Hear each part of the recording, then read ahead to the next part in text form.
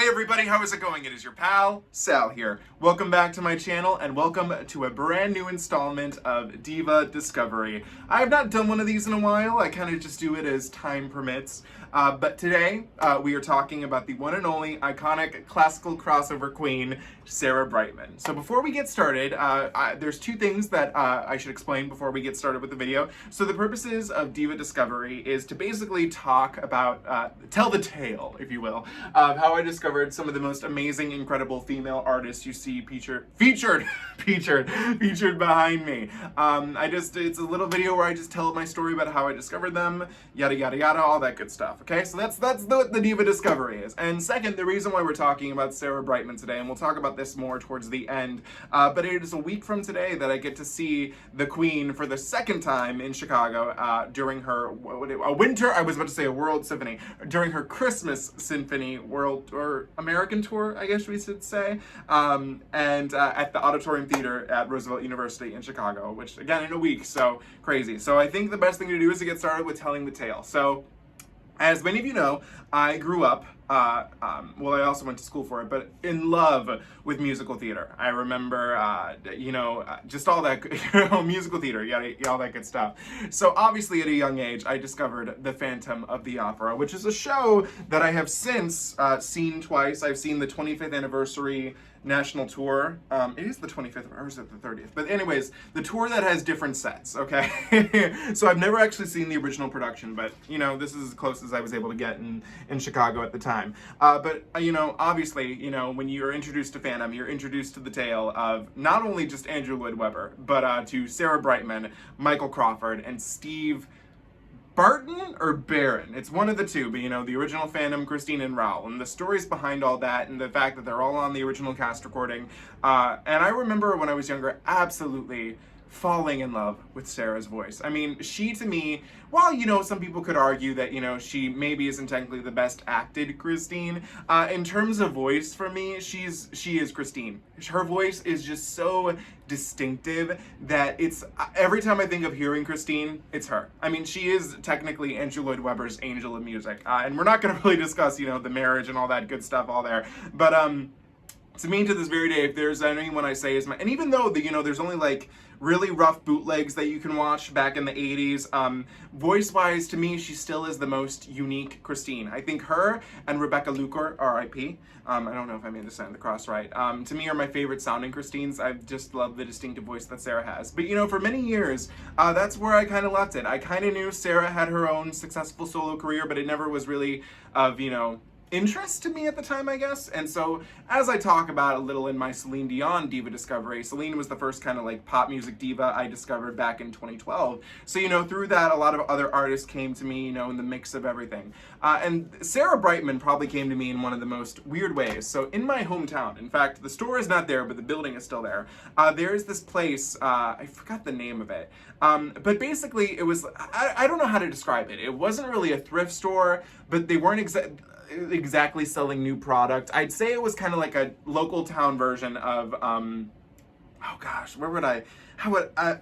of like maybe a Ross or like that type of thing where they buy like stuff that didn't sell and they try and sell it themselves for even cheaper. But it was a store in town that had that, and I would always go there and check their DVDs because they always had a lot. And then randomly one day when I'm in the store, and they actually had a lot of copies of these, and I think they were like maybe $3 or like $1. I'm not sure how much they were. But in the store, I happened to find One Night in Eden with Sarah Brightman, the Harem World Tour live in Las Vegas, and La Luna live in concert. And I was like, okay, I was not expecting to find these in the store, and I didn't really know anything about Sarah, and I was like, well, I guess this could be a cool way to experience some of her artistry. Why not? I mean, they were cheap, like, I'm not gonna lie. So I was like, I guess I'll take them, and these are beautiful sets, obviously. I mean, come on, okay. So, and I don't know, don't quote me on this, I don't remember how long it took, but basically either the day of or a few days afterwards, I was alone at home one night, and I was like, well, how about I pop in One Night in Eden with Sarah Brightman? And so I did, and I have to say, ever since then, it has changed my life. So again, when I'm watching this, I don't really know anything about classical crossover. I now know she pioneered that genre, but I didn't really know what I was, getting myself into. And I just remember, you know, obviously the show starts actually pretty similar to the album. It opens with the it actually opens with Valeria. Okay, interesting. But it opens with In Paradisium, which is kind of like a little hymn and what you will. But then it transitions into Eden, which I remember being transfixed by. And to this day, Eden is still one of my favorite Sarah Brightman songs, even though it's technically a cover from like an Irish or something rock band called Hoover Phoenix or something like that. And I just remember the way that the men in the monks costumes and Sarah on her little bed, or it's like a couchy bed, I don't even know how to describe it. Just the way that the song all came together, I remember being like, okay, I'm like, this is something that I've not really seen before, this type of blending of material. And then obviously, of course, you know, being the Celine fan, obviously when it's called Il mio core va, which is the Italian version of My Heart Will Go On, I was like, oh, okay, this is, I was not expecting that. But the one thing that I do remember that really sold me on this, on her as an artist, it was the last two songs of the concert, which were Deliver Me and Time to Say Goodbye. I remember Deliver Me, the fact that it was like this gospel classical hymn, which is, again, you know, it was the blending of gospel and classical that I was like, oh, that's very different. I've never heard that before. And then obviously this might make me a little, you know, painfully generic. But Time to Say Goodbye, I was just like, no, this is, I know that it's kind of like a basic classical crossover song. It's like a pop classical because, you know, it's Andrea Bocelli's song originally. But I just remember I was like, this is one of the most beautiful songs I've ever heard. I just remember watching her perform it and I was like, now this I cannot wait to listen to over and over again. And me being the type of person that I was, of course I ordered a couple of CDs from the library, and I remember getting the classic CD. What was the other one? It was, did I order Eden? I probably ordered Eden. But basically, through those chain of events, I became introduced to Miss Sarah Brightman. And I should also mention this, I forgot to mention this earlier, I do remember, even though it doesn't really have much of like a connection, I do remember when Sarah released Dream Chaser in 2013, because either I was signed up for a few email updates or I saw something on BroadwayWorld.com, and I also remember seeing the CD at Target, and I was like, oh, that's pretty, nice cover, you know, she's going to the moon, she never did, but it's cool. So that's something I forgot to mention, you know, I do remember that, but it didn't really like have much connection to me.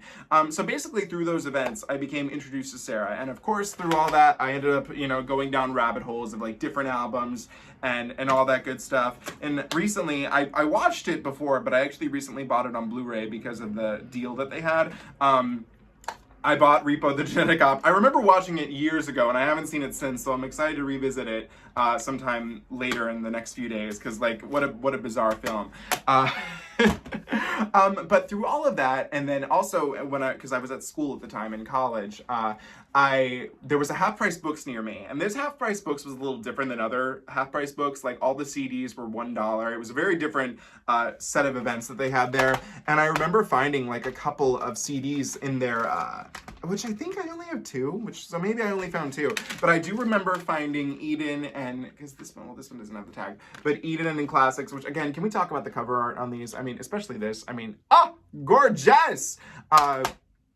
And here we go, Eden. And I also want to say, Eden, if I was to say, you know, my favorite Sarah Brightman album, and also, I wouldn't give this away too lightly, but if I was to ever tell you guys my top 10 favorite albums, Eden is easily in that category. Just the ambiance, the place that this takes me, I literally feel like I'm in the Garden of Eden. Like there's temptation, but there's also contentment. Listen, so many things. Anytime, anywhere. I mean, just Anytime, Anywhere is just everything in a song that it should be. Dust in the Wind. You know, I didn't even know that was a cover, and I'll never forget one time I was in California, and I forgot we were on, I think it's like a famous pier. It's near a beach. I don't know what it's called. But I remember some guy was playing it on the guitar. And I was like, oh, that's Sarah Brightman's song. And my dad was like, what the hell are you talking about? Who's that? And that's not her song. What else is one of my favorite things on here? Oh, Only an Ocean Away. I actually remember it was during the same trip we went to Vegas, and I remember going through the, we were going to the Grand Canyon and being in the desert, which shouldn't make you think of Only an Ocean Away, but I do remember very vividly listening to that song. Oh, what a time. What a time. Again, this is probably easily one of my favorite albums. The albums of Sarah that I know I've listened to in full, and granted, you know, there's a few I've actually missed, are obviously, I've listened to Eden, I've listened to Fly, which is weird because, you know, that's hard to get in the US, but I think because it was hard to get, I was like, let me listen to that. I've listened to La Luna. In fact, I'm going to probably save more of these for the end, but I do own actually the rare, well, it's not rare because I didn't pay too much for it, but the original European pressing of La Luna, which has the different track listing. The not as good track listing, I think the American version is better. What else? I know I've listened to, obviously, a Winter Symphony. It's a Winter Symphony on the CD. What's the other ones? I've not listened to Symphony, I've not listened to Harem, and I've not listened to Dive. I know I've listened to most of Symphony. I've not listened to, I know I've listened to Dream Chaser all the way through, but I've never been able to get down with Dream Chaser. And it's really funny, I was watching an interview maybe like a couple months ago where she talks about how Dream Chaser was very science-based, and that makes sense because science and music to me don't necessarily go together, so Dream Chaser I cannot really get into. But that brings us to the era that, you know, kind of was the era that I came into, which was the hymn era. I remember when this album was announced as coming out and being released, and I remember at first I didn't buy it. I did not buy the album, but I did have Spotify on my computer. I didn't pay for it yet. And I was like, well, let me give it a listen. You know, it came out, and I remember I was in my dorm room. This would have been my senior year, so it's 2018. I remember I was blasting it on my speaker, and I don't know why. Oh, no, because I hated the people that lived next to me, and they always played the worst music. So I'm like, let me find out of the goodness of my heart and play them some good music. So I'd always blast, you know, anybody, Madonna, Cher, all that good stuff. But that night it was Sarah Brightman, and I remember listening to him, and I was like, first of all, it opens with that gorgeous overture into Him. I was blown away. Like, easily Him, which we have pictured here, which I did end up buying after said after said listen, and I do own the Target version, which has the bonus tracks Watermark and Sleep Tight. But I remember absolutely just falling in love with this album. Especially my favorite song on the album is Sky and Sand, and on the Japanese edition there's a bonus track which is a remix of Sky and Sand. Gorgeous, which I love too. But this whole album to me was just everything, from the photo shoot to all of that good stuff. So I actually own, and I've talked about this before, but I do own 3 versions of Him. Actually 4? Yeah, holy shit. I own the Target version of Him. I own the limited edition World Tour, which was kind of it's not a scam, but the bonus track is Vide Core Meum, which is on the CD version in the DVD packaging of Symphony. So it's not that rare, it ain't that rare, but it's got an alternate cover, so there's that. And I also own the Blu-ray of Him live and tour the concerts, which is just another gorgeous packaging. And then I also own, coincidentally, the vinyl, which was a Barnes & Noble exclusive at the time, but apparently isn't anymore. And I will say I did mess up my copy a little bit. I think I bent it, or is it just, yeah, it's a little bent on here, but thankfully the photo looks beautiful. So that's all that matters at the end of the day. But I remember being absolutely in love with Him, and, you know, it was just such a good album. And I think around the time too, I do remember, because I still have not actually watched, the only other DVD I've watched is La Luna. I've not watched Harem. I know I actually did watch the Dream Chaser tour because I did find it online, but it's been a while. It's been a while and I don't really remember much of it. And coincidentally, on the day I'm filming this, Sarah began her the 25 days of Christmas where she gives off deals, and today the deal actually was a signed program for A Christmas Symphony, and I'm like, well, I'm seeing it, so I might as well go get the signed program. That'll save me, you know, the effort of carrying it home. So I bought the signed program, and coincidentally the DVD for Dream Chaser, the World Tour, was on the website for $15, and I was like, I might as well get it because the Blu-ray is it's not out of print, but it's hard to get, so I was like, let me just buy that, I'll have it, I can watch it, you know, yada yada yada. So anyways, back to the Hymn World, or now to the Hymn World Tour. Okay, how do I even get into this? So obviously I'm in love with Him, and I asked my dad for Christmas for tickets to see the Hymn World Tour. And he buys me a ticket, and I don't remember if he bought me the original seat. No, I don't think he did. So basically the Hymn World Tour came to Chicago at the Chicago Theater. Lovely theater. And I think he bought me a ticket for like the back of the orchestra. And luckily I always check tickets. I check prices and all that good stuff, which will come into play a little later in this video. And so I found that there was a seat. So the way the Chicago Theater works is that there's a pit where they can have 4 like rows of seating, or 3 or 4, I forget. 4 rows of seating, and then there's the pit, and then there's the actual like, you know, seating, so like front row and all that good stuff. So my seat was front row outside of the pit. And it was the same price, and I called Ticketmaster and I was like, hey, can I move up to here? It's the same price. And they're like, it'll just be a $10 change fee. And I'm like, absolutely, I can pay that. And so that was lovely. And the night that actually I saw the tour, I don't remember the exact date, but I was still in college at the time. So we actually had a PFMA trip. Now I went to school for musical theater. And so we would have to take trips to go see shows, even if we didn't want to see them. And that night, coincidentally, the show that they had bought everybody tickets to see was an opera at the Lyric Opera. So thankfully, I was able to hitch a ride down to the city from Rockford and get down there and then go see Sarah Brightman. So instead of seeing, I forget what opera they saw, but I saw the Queen of Classical Crossover instead. So basically, I sat front row, and I'd say the Hymn World Tour was absolutely incredible. And one thing this is again going to play into a little later. There were supposed to be 4 rows in the pit, but I guess there was like a technical difficulty and they could only have 2 rows in the pit. So everybody who was in the 3rd and 4th row in the pit got shuffled around all around the main floor. And they gave all of the people that were shuffled around free meet and greets to see Sarah, which I thought was cool. I was a little bitter, I'm not gonna lie, because, you know, I'm sitting there in my seat and they're like, it was literally the person sitting next to me, and I forget, it was like her team, and they were basically like, sorry, we had to move you to this not as good seat. Here's a free, here's a free thing to go meet Sarah after the show. And I was like, well, is my seat horrible too? I know this is what I bought, but come on, let me have the meet and greet. But I remember it was really cool being actually in an area. And I will say, again, this is going to play later. So the pit was, you know, filled with the Richies. The Richies of the Richie. And I do remember, I don't know if this was Sarah's dog, but there was some guy sitting in the pit who had like a little Shih Tzu. And I was like, I don't know if that's your emotional support animal, sir, but how did you get your dog into this venue?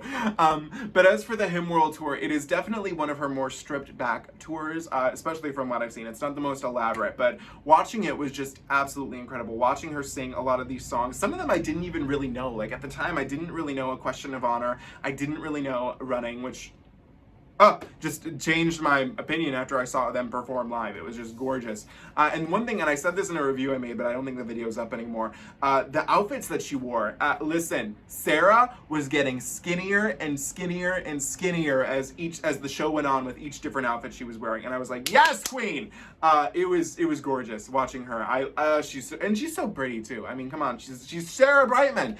The show was just gorgeous. I mean, everything about the show I loved. And I was really excited when they announced that it was going to come back to Chicago, and I do remember they announced this right before COVID hit, and then obviously that did not happen, and the show was then moved from the Chicago Theater to the Auditorium Theater at Roosevelt University, which is not my favorite theater, I'm not going to lie. I don't love the acoustics in that theater, and I feel comfortable saying that. That's just me, okay? But so it got moved to the Auditorium Theater at Roosevelt University, and so this is where the funny thing is. So I'm like, okay, and it's changed then to the Christmas Symphony World Tour, because, you know, she did the live stream last year. So I'm like, lovely, cool, a nice little Christmas show for the Christmas season. And I've been waiting to buy tickets, and here's my little story, because I want to share this on here because I think it's just funny. So I knew there was a front row seat available, and I think it was like $230, and I'm like, I want it, but I can't afford that right now. So what does this person right here that doesn't know how to spend his money do? He gets his first credit card. Okay, now I've had PayPal credit, but I'm talking like I got an actual credit card. So I'm like, let me buy the seats, get it on the credit card. I had to see Reba 2 in March, so I'm like, let me get my Sarah Brightman ticket, my Reba ticket, I'm good. Okay, so I buy the ticket and it's like $230 total. Not mad at it, it's cool, it's what I wanted to pay, it's front row, amen. I look a week later on the website for the Auditorium Theater, and they've lowered the prices from $230 to $130, and they've added more seats in the front row, and especially one that was an aisle seat, and I was like, oh hell no, that is not gonna fly with me. So I call the Auditorium Theater and I'm like, hey, I want to cancel that ticket and I want the $130 ticket, and it all worked out in the end for me. So I'm sitting front row with the Richies at the Sarah Brightman concert a week from today, and I couldn't be more thrilled. I think it's going to be an absolutely incredible I'm so excited. Like, just know, I mean, come on, I have my outfit picked, I'm with the Richies, it's going to be fantastic. I can't wait. I love Sarah, I love her music, I love, you know, like I said, I haven't really gotten the chance to talk about it too much, about the music itself, but I mean, just the way her voice can blend with so many different types of genres, especially because classical crossover is everything. I mean, we talked a little bit about A Question of Honor. I think A Question of Honor is a great song to bring up because it's everything. That song is everything. It literally samples a classical song, which name I cannot remember at the top of my head. Isn't it Lawa? No, it's not Lawa. I don't know. But it's everything. It is everything. I mean, and especially because there isn't so many lyrics in it, like, who can tell what's wrong or right if black is white. But the feeling that that song conveys is just incredible. Like, I can't, it's so hard to like talk about it because like it's so beyond my scope of knowledge, but I love it, you know what I mean? So this is the point where I want to just show a little bit more. We dropped a CD of my Sarah collection of everything that I didn't show already. So the only 3 CDs that I didn't show you guys were my deluxe edition of A Winter Symphony, which is a gorgeous digipack. Which we love. We love that. I do own it. I actually had my dad buy this for me. I bought it after the concert. It's the remix CD of A Whiter Shade of Pale and A Question of Honor. The remixes on here of A Question of Honor are a little odd because they don't really have a lot of A Question of Honor in them. It's bizarre. I don't know how to describe it. And then I've already done a review of this, but it actually plays into today because this is the France compilation album, which was released last year and was actually just re-released with a new song. And this is what I find so funny because I'm on a few Sarah Brightman Facebook groups. So it has a new song. I forget what it's called. But then at the end, the last track, they say it, and plus it says special bonus track, special, done, which Done is a beautiful song, so don't get me wrong. But that's like the 10th time that they've marketed Done as a special bonus track. And I'm like, it's not, we already own it. It's cool. You know, whatever. But, and then also I do own the Hymn World Tour program, which is again, just absolutely gorgeous. I used to own the original DVD release that they made of the Hymn tour, but it was like a highlighted DVD. It was weird. It was from PBS. I don't get them. It's cool. It's whatever. I'm trying to think if there's anything else I should say. I mean, listen, Sarah, I love her albums, and I would love the chance. I thought about doing a reaction discography journey for the albums that I don't really know as well. But we'll see. I'll see how this video does if the demand is out there. Because, you know, also it's like, do I then do her first 2 albums, you know, The Trees They Grow So High, and then the other one? Because those aren't really original material. It's just like classic folk songs, which I should say, this plays into it because her first album, which is not with Andrew Lloyd Webber, which is The Trees They Go So High, the first song on it is Early One Morning, which is a song I did my freshman year of college in our choir, because we did like what was it? It's for like Scotland, or we had to do like a Scotland themed concert, and that was one of the songs there. I was like, hey, Sarah. So that was lovely. Oh gosh, what else is there to say about Miss Brightman? I mean, I love her. I can't wait for the next album to come out. I'm so excited to see her on tour next week. I think she's going to be absolutely fabulous.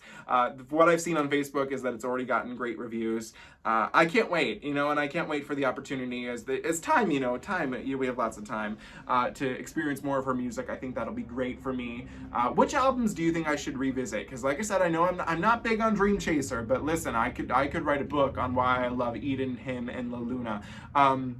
Which is also, it's a shame I don't have the track list in front of me because that would help, but obviously, it's in Spanish. Hijo de la Luna, which is the bum bum bum bum. Oh, love that. I love that there's 2 different versions of La Luna. There's the version that's actually on this, the rare one I have, which is the operatic where she's like, and then there's like the one that's on the normal edition, where it's contemporary, so she's more like lightly singing. You know what I mean? I love it.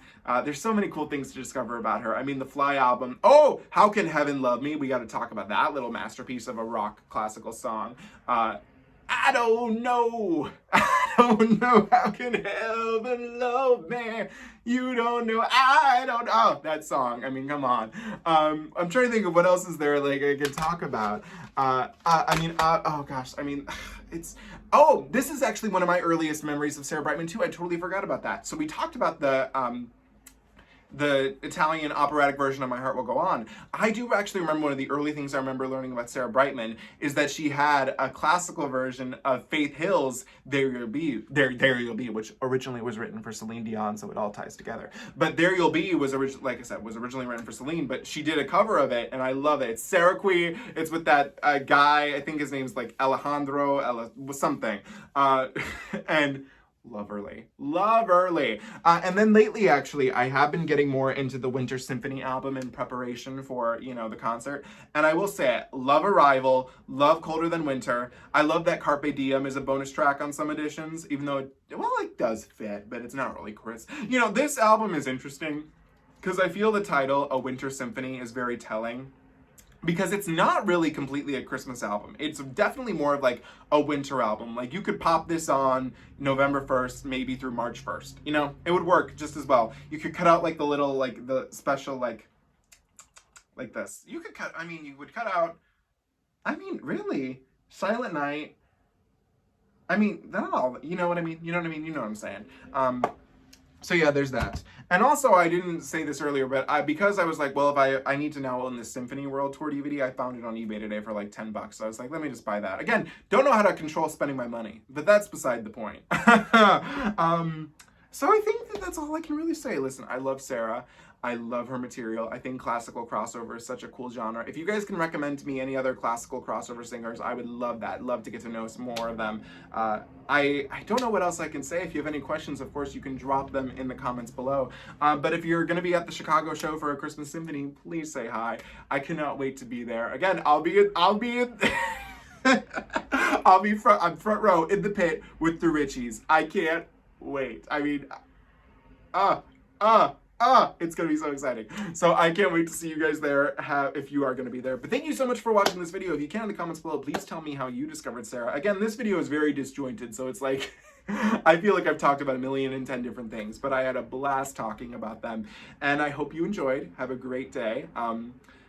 Thank you so much for watching, and I'll see you guys later. And hopefully you'll be seeing Sarah on her Christmas Symphony American tour. I'll see you guys later. Have a great day. Bye.